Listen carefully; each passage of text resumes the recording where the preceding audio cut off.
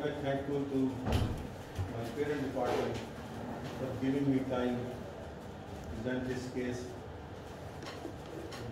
This is my alma mater, and this is my second home. Department of Orthopaedic, Nishter Hospital, Multan is my second home.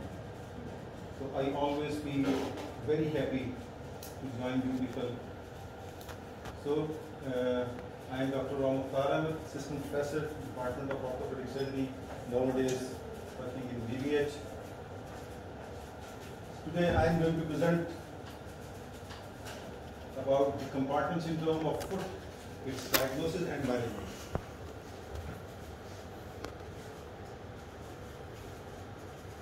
So today's our learning outcomes are: what is the compartment syndrome, what is the relevant anatomy of the foot, and what are the commonest causes of the compartment syndrome, what are the clinical features, and how to manage the compartment syndrome. So first of all, I would like to ask you people that what do you know about the compartment? Yusuf?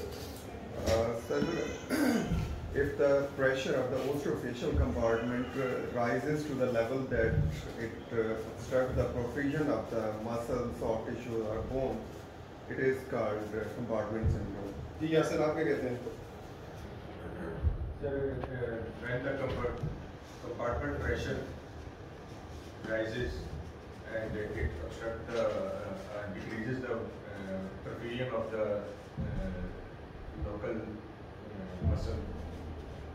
So that it causes the compartment syndrome. Very right, ठीक है.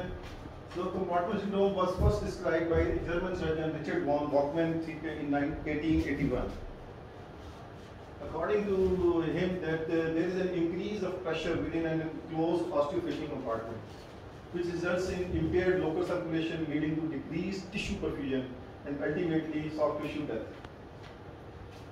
So compartment syndrome of foot is most of the time is associated with trauma and especially fractures of the foot. So anatomy is very important. Until and unless we know the anatomy of the foot, we are unable to diagnose and we are unable to manage these patients. So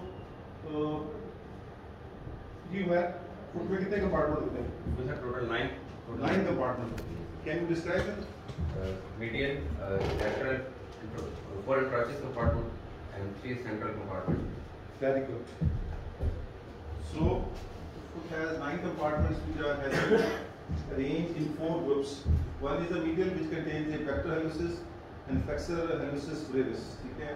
One is the lateral compartment, which contains distinct in my both pector and flexors. Okay?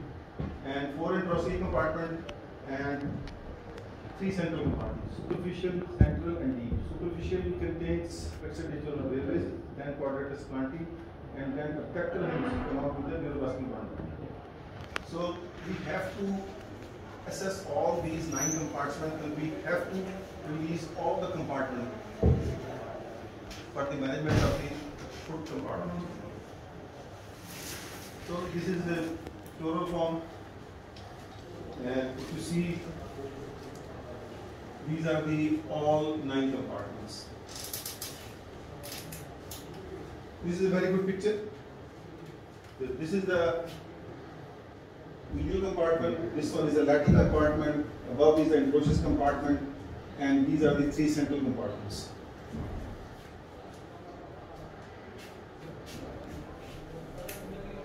What are the types of compartment syndromes? Basically, compartment syndromes are of 2 types, acute and chronic. As its name describes, that acute compartments occurs suddenly, usually after a fracture or crush injury, and it's a surgical emergency which requires urgent treatment.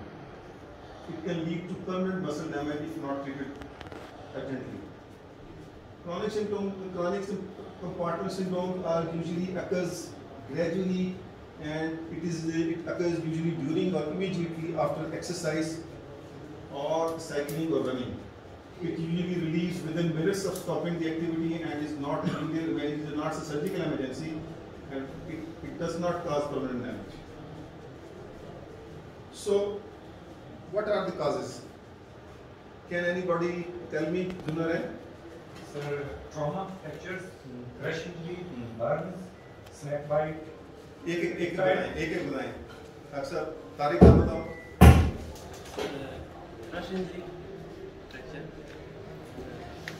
क्या reasons हो सकती हैं जिसकी वजह से हमें जिसके बारे में हमें सस्पिशन होना चाहिए कि इसमें कंपार्टमेंट सिंड्रोम हो सकता है?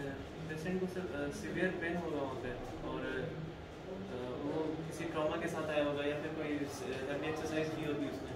इस तरह आप बताओ। सर जब कंपार्टमेंट में जिस तरह अगर आफ्टर ट्रॉमा फ्रैक्चर हुआ तो उधर क्लोज कैविटी में ब्लड इकट्ठा होता है। इन अदर केस रीपरफ्यूजन जिस तरह अगर वैसल इंजरी थी आपने हीट की रिपेयर की उसके बाद जब रीपरफ्यूजन होगी वैसल लीकी होती है वहाँ पे एडिमा लीक होता है और वहाँ पे एडिमा करने की वजह से वहाँ पे Very good, very good. There are few important causes of compartment syndromes, and include commonest cause of compartment syndrome are fractures, especially the disc fracture. Second most important is the crush injury or run-over injuries.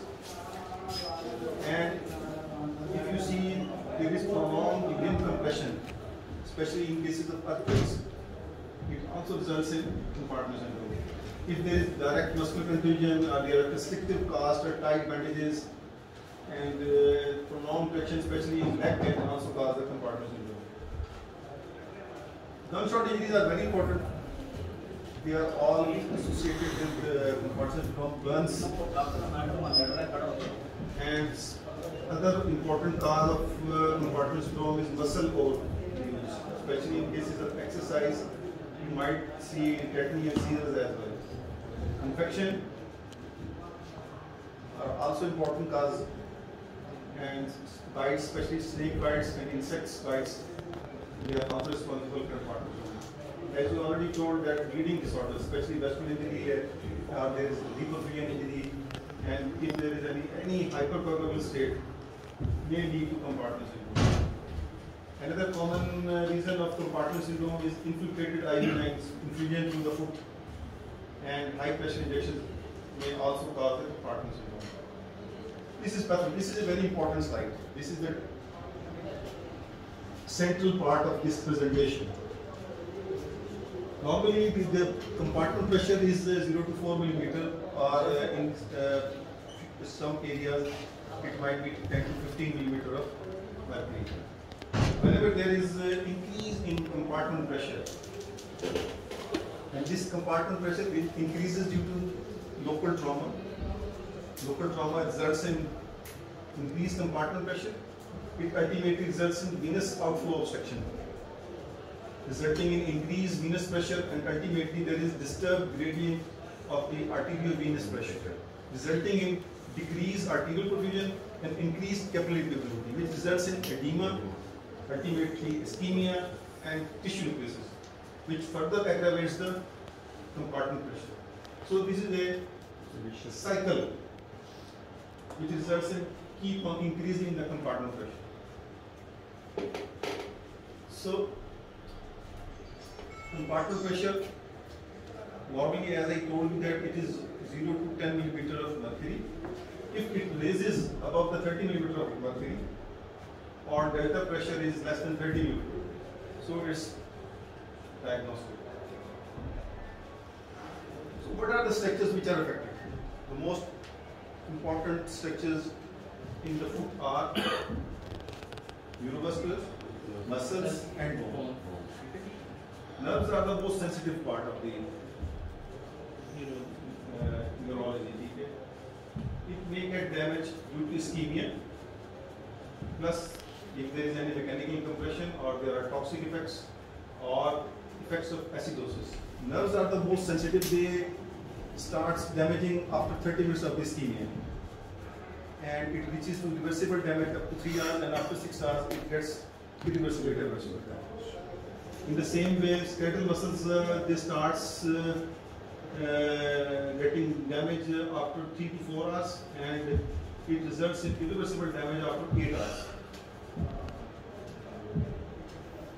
While bones, especially in foot, which are associated with fractures, they are notorious for non-healing, because blood supply of the bone is compromised, which ultimately leads to the delayed bone healing.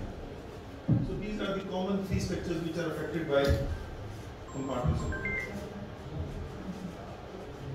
Now, how we will evaluate the patient?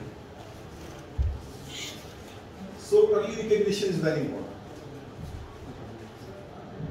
And in cooperative patient, we can take history, clinical examination, and in history, high energy trauma, motor vehicle accident, fall from height, crash injuries, or any prolonged compression of the foot under a heavy object